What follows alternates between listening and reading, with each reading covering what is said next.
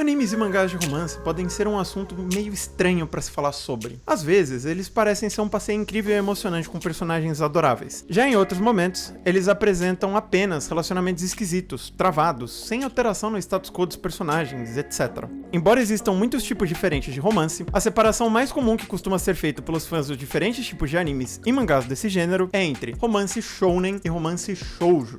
Mas para aqueles de vocês que não estão familiarizados com essas duas palavras, ambas são demografias, ou seja, foram termos criados para indicar o público-alvo de uma revista de mangá, sendo shounen mais apropriado para adolescentes do sexo masculino e shoujo mais apropriado para adolescentes do sexo feminino. E como sempre, vale dizer que isso não limita o público de maneira nenhuma. Então, eu sou homem e eu gosto de shoujo. Tem vários shoujos que para mim são incríveis, são romances muito melhores do que os shounen. E tem mulheres que vão olhar para um romance shounen e vão falar, nossa, que maravilhoso, isso aqui é muito bom. Faz parte. Tá? Isso aí é normal. Da mesma forma que adultos podem gostar dos dois também, sem problema nenhum. Eu sou adulto, gente, eu gosto dos dois. Você acha que a Gisele Bündchen é bonita? Você acha ela o quê? Linda, maravilhosa. Então eu discordo. No último vídeo, um rapaz, ele virou pra mim nos comentários e falou assim: Mas Vitor, esse negócio de demografia não serve pra nada, é totalmente inútil. mas calma, não é bem assim. As histórias publicadas em revistas com foco para vender para garotos costumam ter padrões e tendências diferentes das histórias publicadas em revistas focadas para vender para garotas. É para isso que a demografia serve. Então perceba que shounen tem uma tendência maior a ter personagens masculinos que estão na faixa dos 13 até os 17 anos, por exemplo. No shoujo, o contrário acontece. São garotas nessa faixa etária de idade, normalmente. De novo, não é regra, gente, é só uma tendência. Quer ver como isso acontece mesmo? Em shounens é muito mais comum aquela anatomia super peculiar do corpo feminino. Meu Deus. É umas coisas que me dão um pouco de agonia, eu confesso, mas eu sei que tem muita gente que gosta. É justamente por isso que eles fazem com tanta frequência. Agora, em shoujos, você vê um foco bem diferente nesse quesito. Mas não é só com isso que a gente consegue determinar se uma história é de uma demografia X ou Y. E muitos de vocês, ao mesmo tempo, podem estar se perguntando assim: Qual que é a correlação de toda essa explicação que você deu sobre demografia com a obra que você vai apresentar pra gente? eu não dei toda a explicação só porque era legal saber. No caso, a Onohako, ou Blue Box em inglês, atualmente é uma das obras de romance mais diferenciadas que tem no mercado. E muito disso se deve pela explicação que eu dei anteriormente. Mas calma, você vai entender melhor ao longo do vídeo.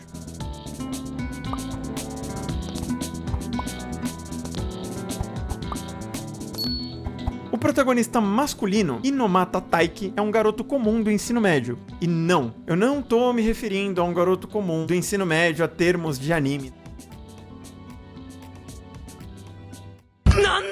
Veja, ele não apresenta ter, nitidamente, alguns complexos severos relacionados a uma infância traumática. Muito menos daqueles ao ponto de ter um ataque de pânico toda vez que vem falar com alguém. Não tem isso. E ele também não é um gênio prodígio, ele não é frio e calculista, ele não é ultra habilidoso em nada. Ele é um cara como eu, como você, como a maioria das pessoas que está assistindo esse vídeo, que tem suas qualidades ali, é bom no que ele treina, e também é um cara que ele é desajeitado, ele é angustiado com alguns problemas que ele não sabe lidar muito bem.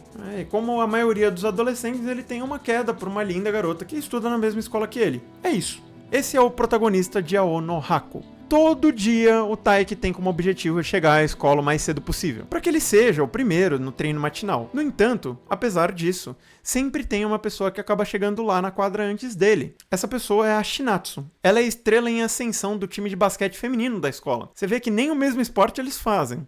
Eles só compartilham ali o espaço de treino. E olha, tanto de uma perspectiva externa quanto de uma perspectiva interna, é fácil dizer que, pelo menos em uma escala social, definitivamente existe uma lacuna bem grande entre os dois. No entanto, como isso é um mangá, você sempre vai ter aquela boa e velha conveniência de roteiro, onde uma estranha reviravolta do destino acontece, e um belo dia, a Shinatsu acaba indo morar na casa do Taiki, devido aos seus pais, por coincidência, irem trabalhar no exterior, e também, por coincidência, das suas mães serem amigas que jogaram juntas no atletismo da escola. Mas bem, alguns de vocês podem estar se perguntando por que ele tem uma queda pela Shinatsu. E a razão disso é porque em dado momento do ano anterior, todos os treinos esportivos haviam sido cancelados. Porém, ele decide praticar mesmo assim. Mas nisso, ele acabou se deparando com a Shinatsu chorando enquanto ela praticava arremesso sozinha, após ter sofrido uma derrota muito dolorosa no último campeonato que ela participou. Desde então, o Taiki não apenas teve uma admiração e respeito muito grande por ela, mas também ele acaba se apaixonando loucamente pela menina. Além disso, vê-la tão determinado e motivado o tempo todo fez com que o nosso menino do badminton quisesse fazer o melhor que ele podia nas partidas. Tem uma certa distorção ali, mas o fato é que a Shinatsu ela acaba virando uma grande motivação para ele melhorar no esporte que ele ama. Vocês verem que legal, né? Isso tudo na esperança de que um dia ele se considerasse digno o suficiente de andar ao lado dela. Ele não se considera socialmente, ele não se considera no esporte tão bom quanto a Shinatsu, mas ele é apaixonado por ela, então ele quer se sentir confortável ao lado dela. Isso também acaba sendo um clichê de obra de romance de forma geral. Mas eu acho um clichê bonitinho, eu não sei, você gosta desse tipo de coisa?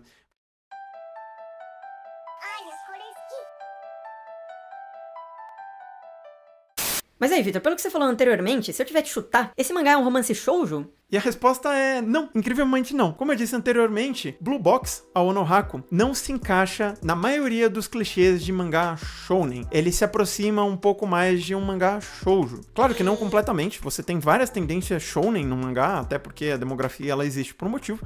Mas a parte da profundidade, do desenvolvimento dos personagens, do tipo de relação que eles têm ao longo da história, é muito mais parecido com um shoujo antigão do que com um shounenzão da massa, saca? Inclusive, a cargo de curiosidade, o mangá de Blue Box está sendo serializado por ninguém mais, ninguém menos do que Shonen Jump. É isso. Pela Jump, a maior revista shounen que existe no planeta. E é curioso, porque, bem, pegando uns dados um pouco datados, né, quando você olha para todos os outros mangás que estão sendo publicados na Jump, é muito bacana a gente ver o quanto o Blue Box se destaca ali, o quão diferente ele é do restante. Inclusive, o que mais me cativou quando eu comecei a ler Blue Box foi justamente isso, a maneira como o Blue Box combina os atributos comumente vistos em romance shounen com vários pontos fortes dos romances shoujo. Isso pra mim é muito massa, até porque eu prefiro mais romance shoujo de maneira geral. Então eu sempre quis ver os elementos narrativos que eu considero absurdos e que não são tão comuns assim nos mangás shounen, sabe? Só que pela perspectiva de um personagem masculino também, que me gere uma identificação um pouco maior do que aqueles caras que fogem muito da minha realidade, que são muito comuns em mangás com romance shoujo, né? Isso também tende a gerar uma identificação maior com jovens ordinários do sexo masculino, não é só comigo não, tá? E acaba virando, por consequência, um dos grandes diferenciais de Blue Box. Mas enfim, para evitar maus entendidos, até o ponto da história em que eu li, que no caso é o capítulo 118, eu tô gostando horrores dessa história. Eu tô gostando muito dos personagens, o desenrolar tá muito interessante, sabe? Com tanta variedade de romances naquele estilo mais pastelão, com personagens espalhafatosos e com uma atmosfera quase que caótica, às vezes é muito bom ter uma história de romance que te relaxa, com dois personagens que são mais recatados e que eles levam a vida a sério.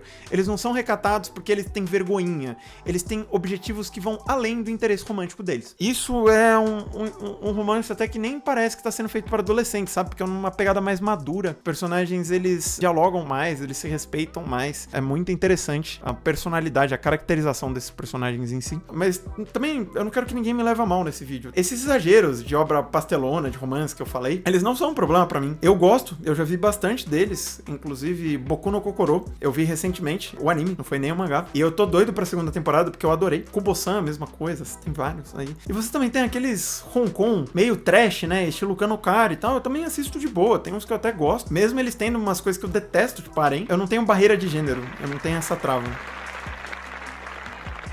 Mas antes de voltar pro casal principal, eu queria dizer que os personagens que mais me cativaram, que eu acho que podem cativar a maior parte das pessoas que estão lendo Blue Box, ou que vão começar a ler Blue Box, acaba sendo o casal dos senpais dos protagonistas, que são os personagens mais velhos, personagens secundários, que já estão namorando e que já têm lá outros problemas relacionados ao desenvolvimento romântico do casal. Nesse caso, eu tô falando do Kengo, que é o veterano do Taiki, do time de badminton, e a namorada dele, chamada Karen. No começo, você fica preocupado, pô, concorrência pro Taiki, né? Ele é muito próximo da Shinatsu, por um motivo que a gente não sabe qual é. Mas com o passar dos capítulos, a gente vai vendo que não, que ele é apaixonado pela Karen, que ele tá namorando com a Karen.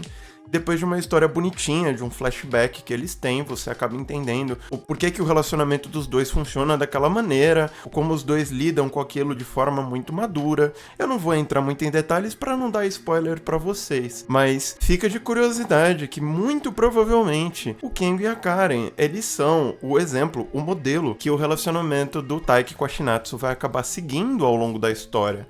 O que é muito interessante. Se vocês começarem a ler, vocês vão entender o quanto isso é maduro também. Então eu acho que assim, do ponto de vista de desenvolvimento romântico, Blue Box tem um grande diferencial nesse aspecto. Mas assim, é absurdo, absurdo. Tem muita gente que não vai gostar tanto da arte, porque não é como um Konoto da vida, não é nada tão absurdo assim. Ela é bonita, né? Não dá pra dizer que não, mas ela não é uau. Agora, do ponto de vista de narrativa, de mangá, o autor escreve super bem. E também vale alertar, se você quiser começar esse mangá, porque você viu a menina com uma bola de basquete, o cara com uma raquete de badminton, porque você pensa que é um mangá de esporte, meu, sai fora. Desiste, não vale a pena pra você, tá?